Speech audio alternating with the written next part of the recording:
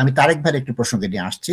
তারেক ভাই বলেছেন ডক্টর তাসনিম জারাকে তিনি আশা করেছিলেন, তরুণ প্রতিনিধিদের আশা করেছিলেন, সৎ নির্ভীক এবং ঋণ খেলাপি নয় এমনদের আশা করেছেন। আমরা অতীতে কি দেখেছি?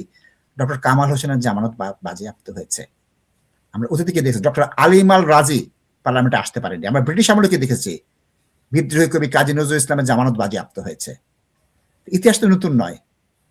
এক। ২ নম্বর, আজকে তারেক ভাই এবং সেলিম ভাই কি বললেন, ডিউ ডিলিজেন্স শব্দটা তারা জানেন কিনা। একজন পার্লামেন্ট সদস্যের দায়িত্ব হচ্ছে দুটো।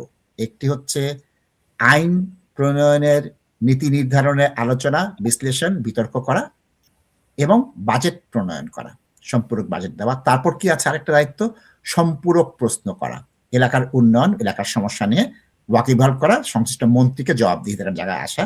আর সবচেয়ে বড় কাজ হচ্ছে সংসদীয় কমিটিতে যে জবাবদিহিতা, গণতন্ত্র এবং জনগণের মত প্রকাশটাকে বাস্তবায়ন করা। আমরা কিন্তু পার্লামেন্টারি কমিটি সম্পর্কে কোনো ধারণা নেই, বিলেতে যেটা আছে। এবং পিটার ম্যান্ডেলস কিন্তু চলে গিয়েছে আপনার ইন্টেলিজেন্স কমিটিতে।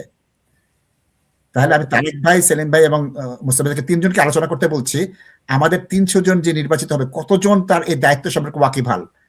তারা কিন্তু হাট ঘাট, পুল, বাজার, স্কুল, মাদ্রাসা নির্মাণের ব্যাপারে জানেন, যেটা তার দায়িত্ব নয়, যেটা স্থানীয় সরকারের দায়িত্ব।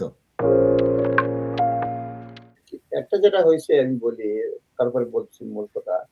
এইবার কিন্তু যেটা বাংলাদেশে দেখলাম, গতবারও ছিল না, নির্বাচনের সময় যে অনুদান দেওয়া, টাকা দেওয়া, বিল্ডিং বানানো, এটা মানে স্মরণকালের রেখা ছড়িয়ে গেছে। এটা যে নির্বাচনের সময় এটা আদৌ কোনো আচরণবিধি বাংলাদেশে আছে কিনা তুমি কোনো ঘোষণা দিতে পারবা না। এই যে এই যে মানে রিগার্ডলেস অফ জামাত বলেন, বিএনপি বলেন, যে যেভাবে পারছে টাকা দিয়েছে, খাল দিছে, অমুক দিছে, সেটা দিছে, মানে মানে দেয়ার বন্যা হয়ে গেছে। লোকজন কিছুটা লাভবান হয়েছে, কিন্তু আইনের ব্যত্যয় ঘটেছে। এটা দ্বিতীয় যেটা হচ্ছে, ইয়েস, আমাদের দেখতে হবে যে কারা গেছে। সকলেই সবকিছু পারবে এরকম না, একটা বিশাল সংখ্যক হয়তো দেখা যাবে যে তারা মানে লেখাপড়ায় বলেন, রাজনীতি ছিল না এরকম লোকজন হুট করে চলে গেছে, বা বিএনপির পুলিশও ভালো করে জানে না এরকম লোকজনও ভালো করে মানে গেছে। এরকম পাবেন আপনি, হ্যাঁ, চোখ বোলালেই পাবেন যে কারা কারা গেছে। এর ক্ষেত্রে যেটা হয়, ৩০০ জনের মধ্যে যেটা আমরা আশা করি না, অ্যাটলিস্ট বাংলাদেশের পার্সপেক্টিভে আশা করি না। তবে এটাও সত্য যে বাংলাদেশে আস্তে আস্তে উন্নতি হচ্ছে, ডেভেলপ হচ্ছে, এবং দুনিয়া যেহেতু এগুচ্ছে, তারা পারবে, তারা মানে পারফর্ম করতে পারবে। কিন্তু আপনার লয়ার, টিচার, এডুকেটেড ব্যাকগ্রাউন্ড একটা, আরেকটা হচ্ছে গিয়ে শিকার আগ্রহ। কেউ যদি কন্ট্রিবিউট করতে চায়, কেউ যদি মনে করে আমি এখানে ভালো একজন পার্লামেন্টারিয়ান হব, সেই ক্ষেত্রে করা সম্ভব। একটা মানুষ, অনেকেই যারা করেছে, কিন্তু কিছু লোক ছাড়া অনেকেই কিন্তু দীর্ঘদিন এই এই জায়গায় এমপি হওয়ার জন্য কেউ 10 বছর, কেউ 15 বছর কষ্ট করেছে, কিন্তু কষ্ট ছাড়া নাই। আপনি যদি মনে করেন, কথার কথা, আমি পক্ষে বা বিপক্ষে বলছি না, এই যে মালিক সাহেব যে সিলেটে হলো, তার 17 বছর দেখেন, সে গত 17 বছরে কতবার, কত দেশে, কত এয়ারপোর্টে যে তার যাওয়া লাগছে, কত হাজার বার, ক্যান ইউ ইমাজিন? হ্যাঁ, এর পরিপ্রেক্ষিতে মানে সে আজকে উনি পার্লামেন্ট মেম্বার হয়েছেন, গেছেন, হ্যাঁ, এইভাবে বিভিন্ন দলে পাবেন। আরো একটা জিনিস মাঝে মাঝে মনে হয় যে অনেক লোক শিক্ষিত, যোগ্য ছিল, কিন্তু দলীয় কুন্দল, উপকুন্দল, নেতার আশীর্বাদ বঞ্চিত হওয়া, এসব কারণে তার সারা জীবনের কাজ করার পরেও সে ফলাফল পায় নাই। মানে সে হয়তো টিকিটই পায় নাই, কিন্তু সে অনেক বছর কাজ করেছে। যে কুমিল্লাতে ছিল, দেখলাম, আমি চিনিও না, কিন্তু কুমিল্লাতে মনোলোক যে আসলে ছিটছেন, মনোলোক খুব একটা কাজ করেছেন না, আরেক লোককে টিকিট দিয়ে দিছিল, অনেক মানে টিকিট পায় নাই আরেক ভদ্রলোক, অনেক হয়েছে। হ্যাঁ, সুতরাং এইভাবে হয়েছে। কিন্তু আপনার যে প্রশ্ন হচ্ছে যে আমরা কবে এই যে ল মেকাররা রিয়েল ল মেকার হবে, সকলেই হতে পারবে না, কিন্তু একটা উল্লেখযোগ্য সংখ্যক হবে। আগ্রহী হলে হবে, আইনজীবীরা ভালো ভূমিকা পালন করবে, ব্যারিস্টাররা যারা ভালো করবে, তারা বিদেশে পড়াশোনা করে গেছে, একাডেমিশিয়ান যারা, রাজনীতি মানে শিক্ষিত যারা করেছে তারা ভালো করবে। লেখাপড়া ছাড়া দুই একজন যে ভালো করবে না, তারাও, যারা দীর্ঘদিন যাবত রাজনীতি করেছে, তারাও ভালো করতে পারবে। সুতরাং আমার মানে বিশ্বাস যে ইচ্ছা থাকলে পারবে, এবং মিনিমাম একটা মানে সিগনিফিকেন্ট নাম্বার একদম পারবে না, এই সংখ্যাটা খুবই নগণ্য। কিন্তু বাকিরা একটা বিশাল সংখ্যা অটোমেটিক্যালি পারবে, কারণ মানে আপনার তো গ্যাপ থাকবে না।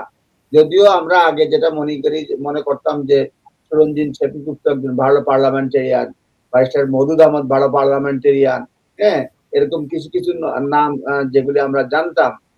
আরো এখনো এইবার যারা গেছে, অনেক ব্যারিস্টার গেছে, তারা কিন্তু ভালো ভূমিকা পালন করতে পারবে। অনেকে আবার যেটা হয় যে ব্যারিস্টার কিন্তু প্র্যাকটিস করে না, এটা একটা আরো সময় থাকে।